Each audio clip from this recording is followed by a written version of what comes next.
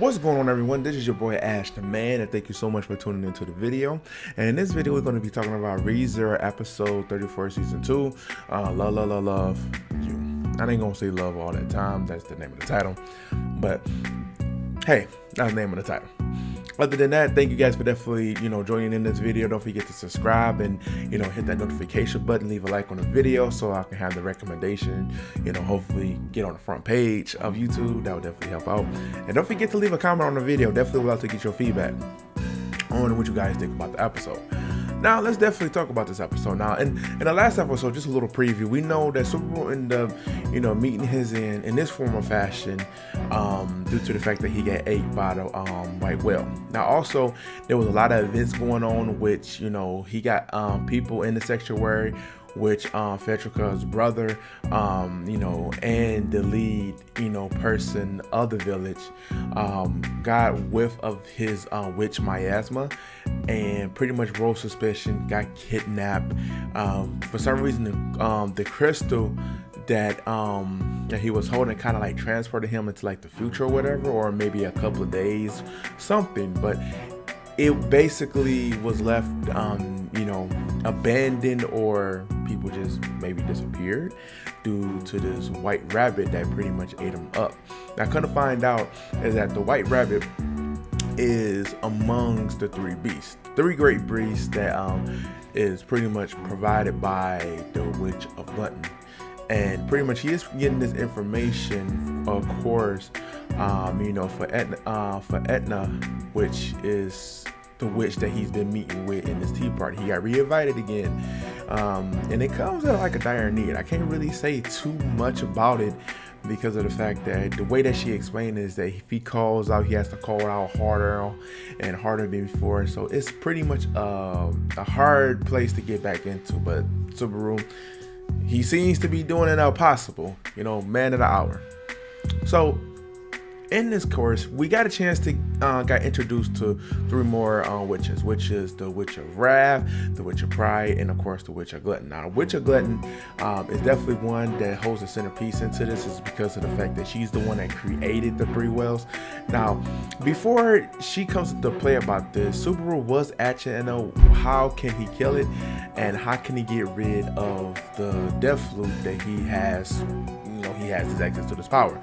Now, he did get informed that it is the witch envy power of which he has, and it's no way that he can get out of it, or doesn't have a time limit. It's pretty much a thing that is always going to be there. Now, he did try to find some ways if there was a way for him to use it for someone else's benefit, and it's tied into destiny pretty much. It's going to be used to protect Subaru, but it's going to get him to a certain point till he overcomes that particular position in which he is in.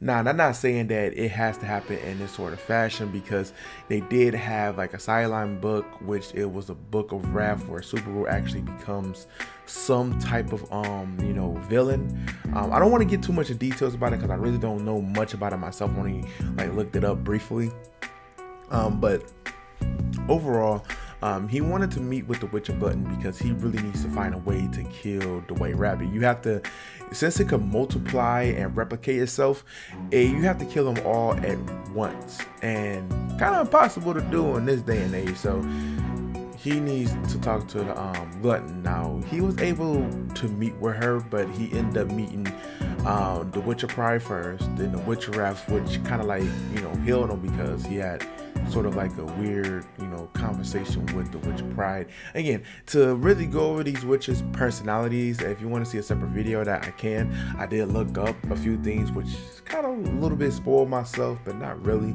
But just in case if you wanted to see it, just let me know and I can go through all of the witches. No problem with that. But however, he got a chance to meet with the Witch of Glutton eventually.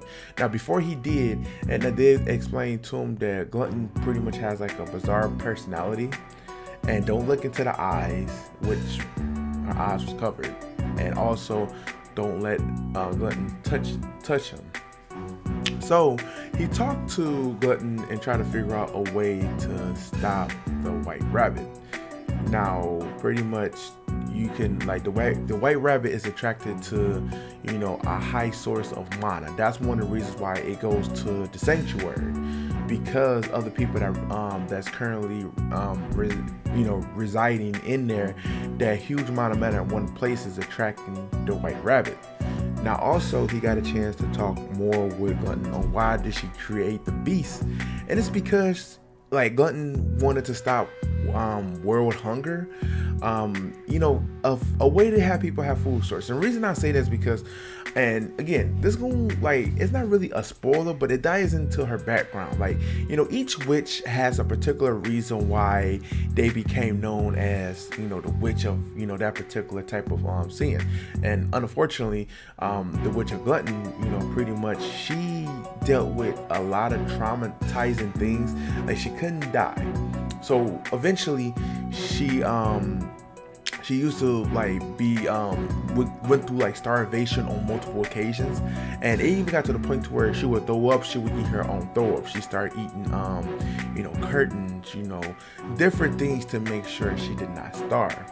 So due to that trauma, she ended up picking up the whole hunger thing, and that's why she created the three great beasts, so that it can definitely like be the solution for that, especially when it comes to this White Rabbit. If it could duplicate itself, and if you're able to kill it, you can feast off of it.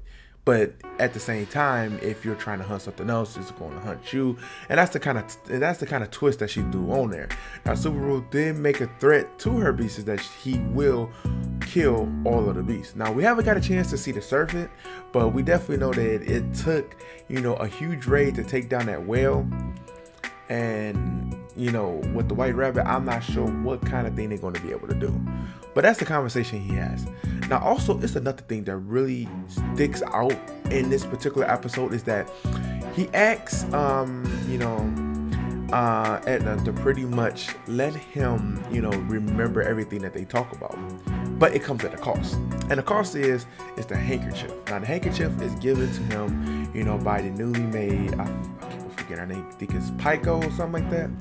But, pretty much she wanted pretty much the essence of it. I'm gonna call it the essence because she didn't really take it in real time. She pretty much touched it and said she got what she needed, and pretty much she taking like the life source of it, because pretty much that's what it is. And I'm thinking that she is going to end up dying, and Subaru is not going to be able to do anything about it. That's the one flaw that's going to be in this, is that his power is not going to be able to save everybody.